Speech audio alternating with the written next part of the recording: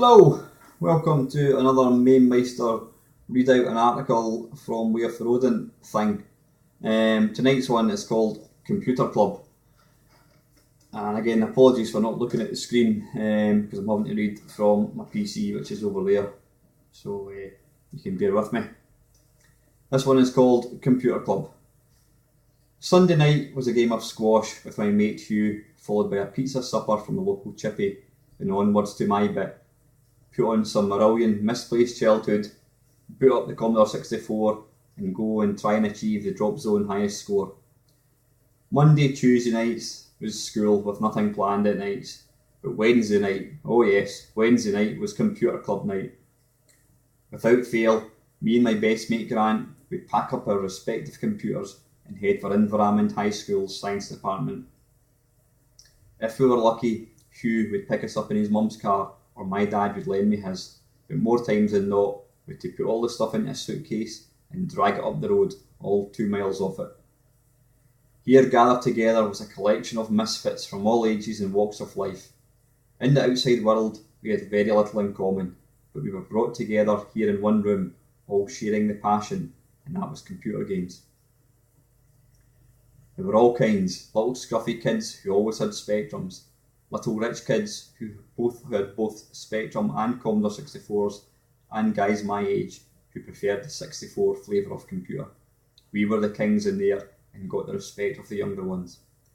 There were a few Atari 800 owners who tended to stick to their own.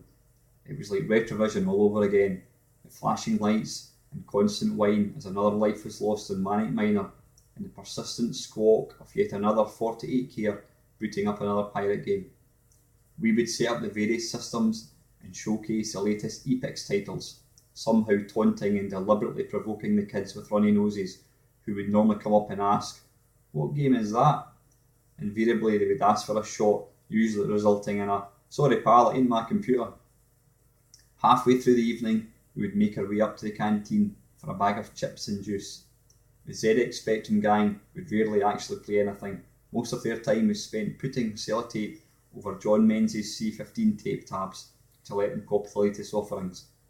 Grant was a Spectrum owner, and being older than most, he always seemed to come away with most, if not all, of the ZX offerings. Bargaining was less of a problem when you were 17 and were one of the seniors. He was allowed in with us 64 owners, however. There was one guy who, looking back now, it was quite sad. His face was extremely disfigured, and he always put up with a lot of taunting. Not from us older ones, I hasten to add. The fact that he was one of the sole Atari 800 owners didn't help his cause. He was always quick to point out to us 64 guys that his versions of Stealth and Ball Blazer were better, and he was right, although we never told him that. There was a man who must have been a janitor by day who supervised. He very rarely came near us, and on the very odd occasion only ever spoke to us older ones. I don't know whether he was either oblivious or just turned a blind eye to the pirate escapades going on around him. There were a few who were the daddies. John was a cracker. He later became the Red Baron in the Amiga circles, and he had really shiny Duran Duran hair. I always wanted to look like him, as he was quite hip back then. John had contacts, even in 1985. He always had the latest US gold stuff before it was released here.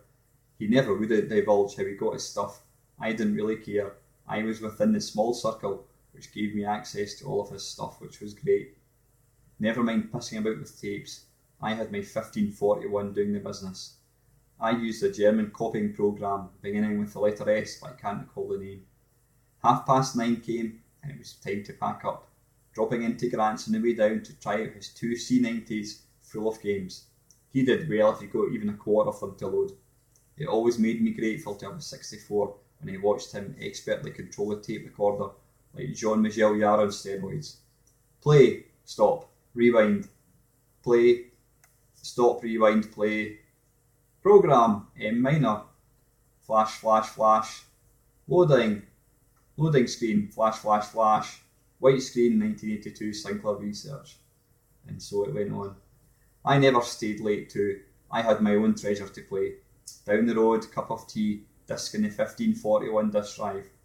Load summer games, return. There was the Apex splash screen. I was a happy man back in 1985. That's it, guys. Hope you enjoyed it. Please leave your comments, and thanks for watching.